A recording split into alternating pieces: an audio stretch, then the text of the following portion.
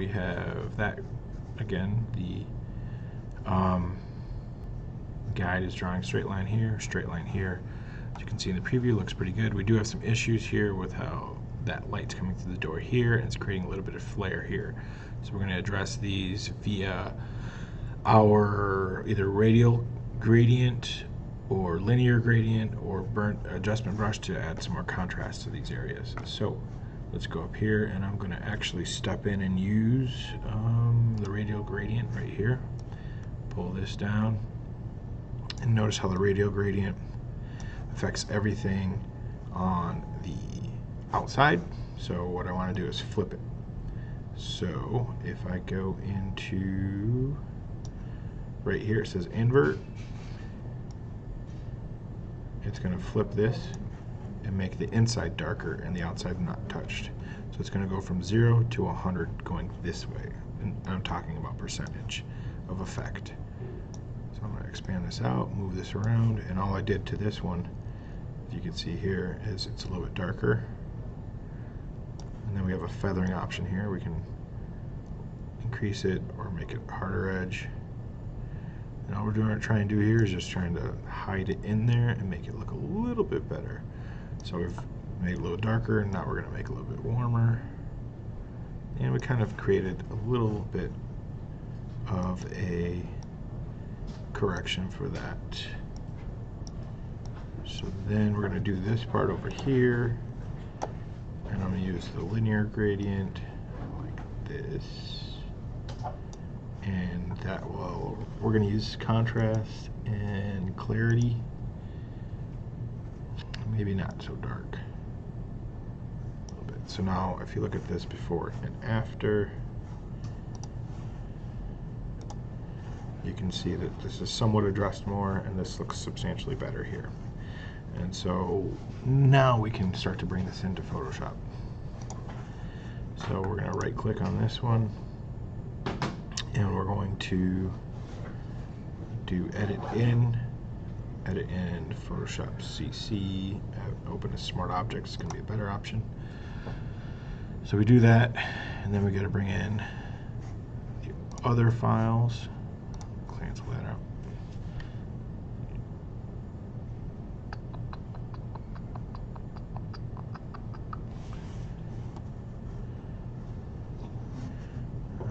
So now we're going into this one right here. We're going to bring this one in, edit in, open a smart object.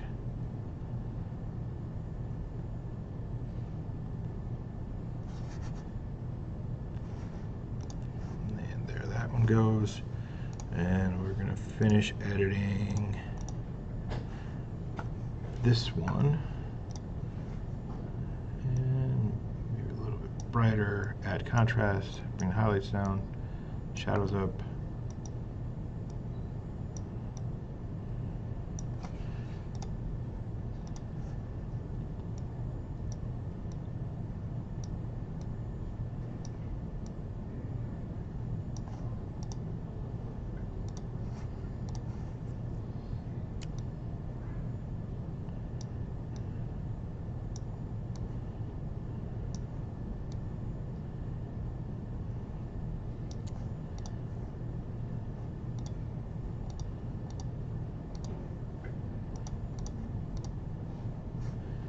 Alright, now we're going to edit in, open a smart object.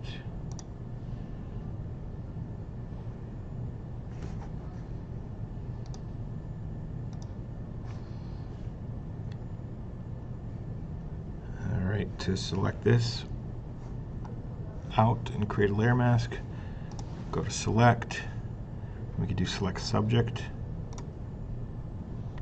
and it will do its best to pull this all out, which it does a good job. And then from here we can go to select and mask, and we can either use the transparency, but on white sometimes it's better to use a different view like overlay so we can see the clear differences there. And we're going to go through, and in this case I'm just going to use the brush and make a bigger brush. If you right click on your mouse, you're going to bring up the brush menu, and again we are adding to the selection That is everything that is not red in this case.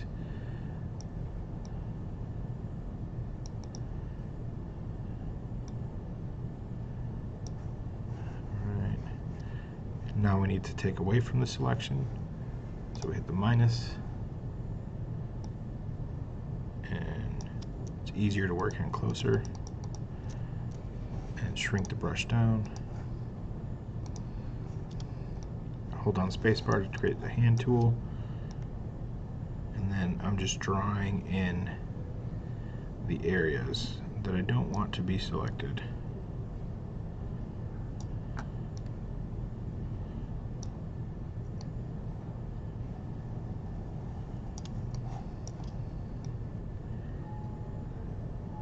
And this can be done very loosely because we could always fix it later as a layer mask. Right now we're just trying to get the general stuff selected. If you wanted to have a straight line, click once, hold down shift, click again. Oh, never mind, it doesn't work on here. We'll edit that one out.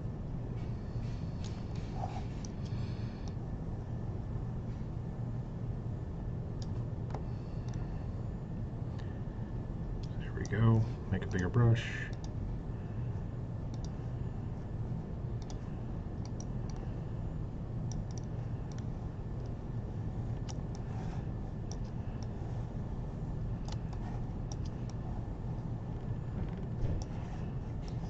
And basically paint in everything that we don't want here.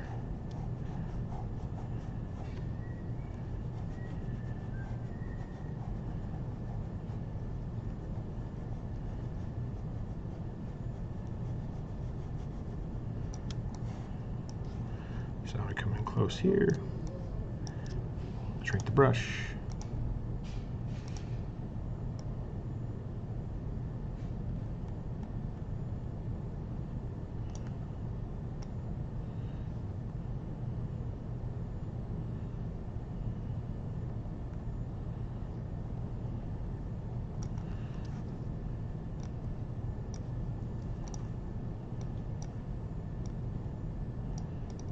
Do that tedious work that you all hate so much.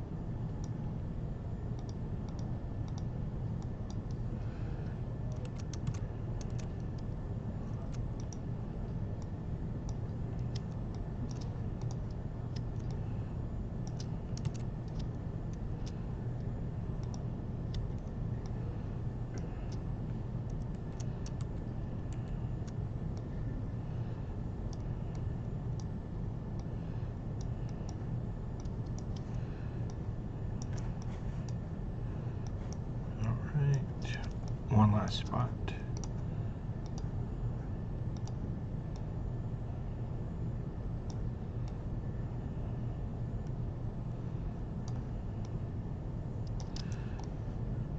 Okay. We can do a smart radius, and this will basically treat the edge and find any places that blend it. It'll do it in the best way it can.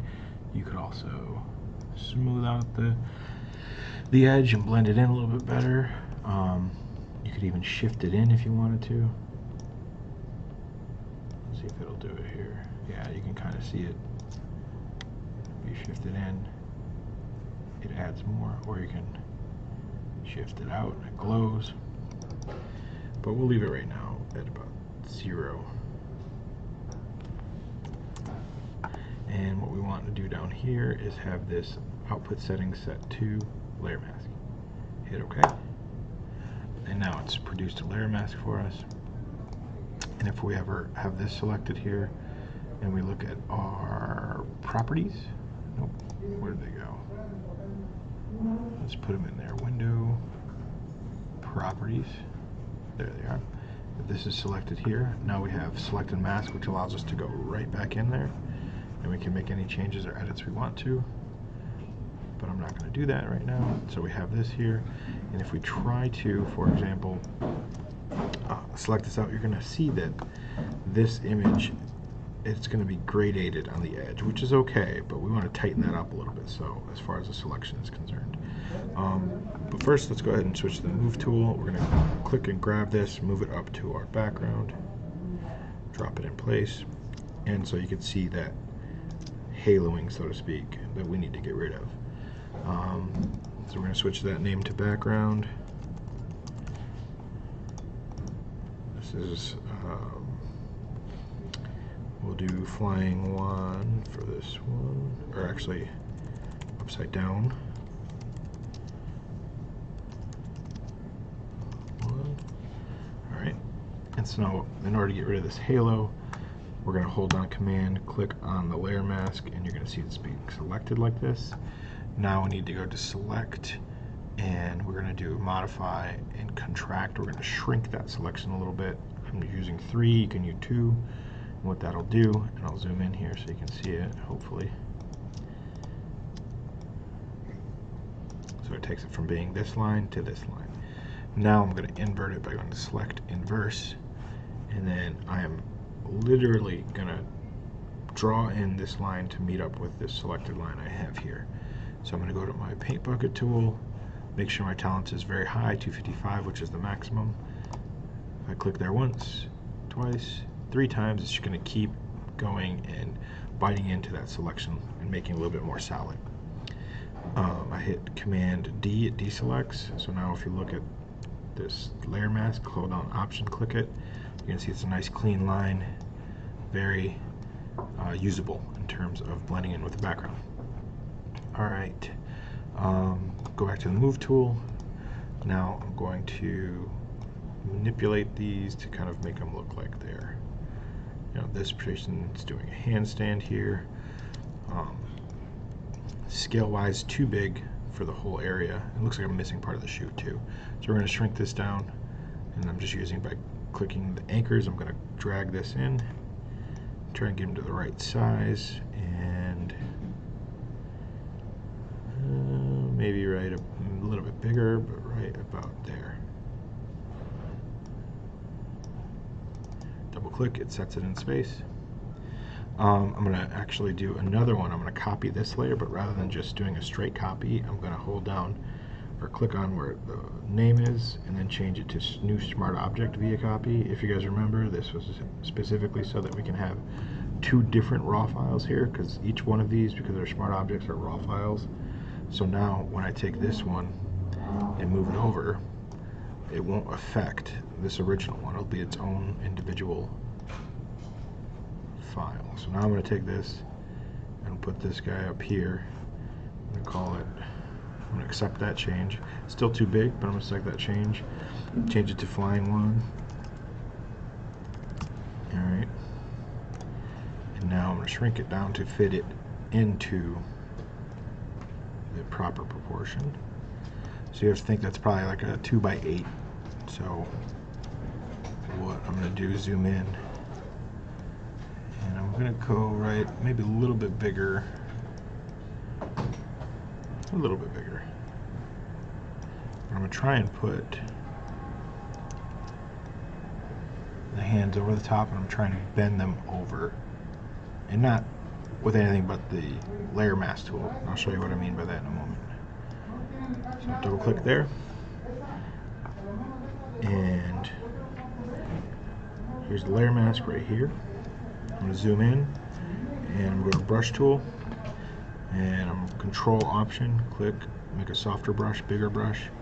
I'm going to paint on with the black there, make a smaller brush, slightly harder, and what I'm going to do is just this right here. And I'll zoom in more, make it smaller brush, harder brush, and try and draw that in to almost make it look like the hands are reaching over the top. And that's just using a brush. I'm going to default my colors to white and black,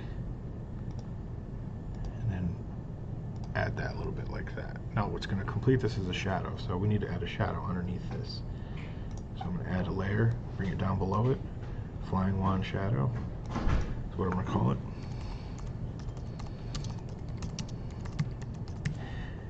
And again, you don't want to do all the shadows on one layer, simply because if you make changes to one part of it, you don't want it to affect the entire shadows of this one and that one and the other layers. So now I'm going to go to the brush tool, paint with black, big brush, soft brush. Again, I'm just going to put this underneath, and I'm going to use a layer mask to refine it a little bit more. Alright, so put a layer mask on that, just kind of set it up arbitrarily, meaning with no intent with that, because the intent is going to come with this brush. And I'm going to subtract away with using black here, the softer brush. And the only place really in this area, in this particular layer, that's going to have a shadow, because this is pressed up against it, so you're going to see a shadow here, but everything's free floating. You might see a little bit of a shadow here, but not much. So we're going to zoom right in there.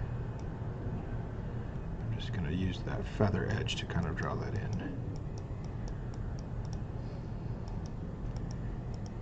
Now we're not going to see the top part of this shadow, but we'll see the bottom part. So I'm going to flip the brushes, draw that back in,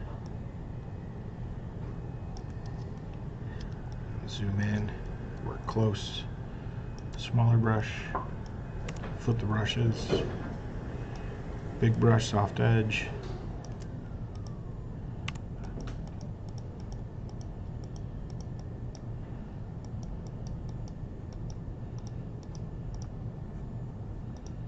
alright, no shadows up there, but maybe a little bit of a shadow right here. There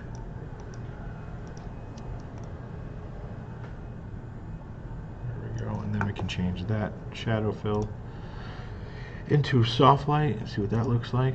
Looks pretty good there. Yeah, looks like it's holding on to it a little bit. We could even, if we wanted to, let me see here. Let's go into the other side and add a little bit right there. Now go back into the brush here. So this is our layer mask, that's the actual layer. I added more here. I'm going to take it away in the layer mask. And just ever so slightly push that in, just so it gives it a little bit of depth. Maybe even right there, maybe somewhere in there. Alright, cool. So now it looks like we're kind of holding on there. And one of the interesting parts of this one is that we have a highlight right here, but we don't have a highlight like a light source. So I was thinking about making this into the light source. And how I would do that is go back into my background smart object, double click on it, and we can do this in a couple ways, but ideally we're going to do it with the radial. And again, if we draw something like this, it's affecting the outside first, and that's why we want to go down here. that says outside or inside, so I'm going to hit inside. And rather than make it darker, I'm going to make it lighter and more orange. Bring the highlights up and blow it up so it makes the light look like it's turned on. Soften this up so it looks like it's spread all over. I could even just make it a little bit brighter.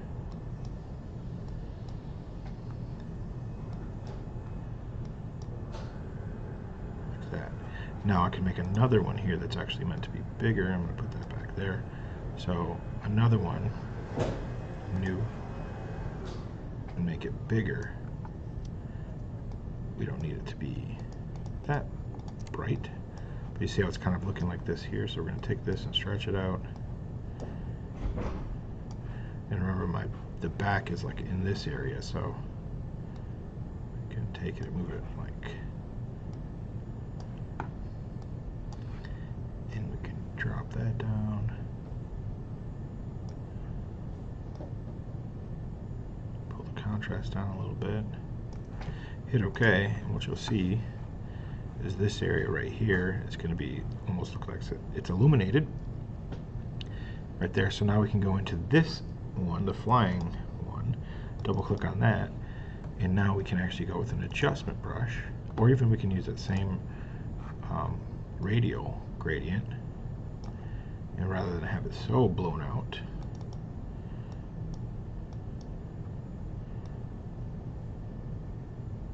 we could do something like this here, where it just adds a little bit of warmth to the back area, specifically this area. So if I hit OK, you'll see it go from being cool to being almost like it's being acted upon by light, like that. See that? So now we have a reason for this to go this way. We have a light back here, so we gotta maybe change it a little bit. Maybe we can take this layer and this layer, which is my shadow, move it over to block that light a little bit. Now it makes a little bit more sense. Alright.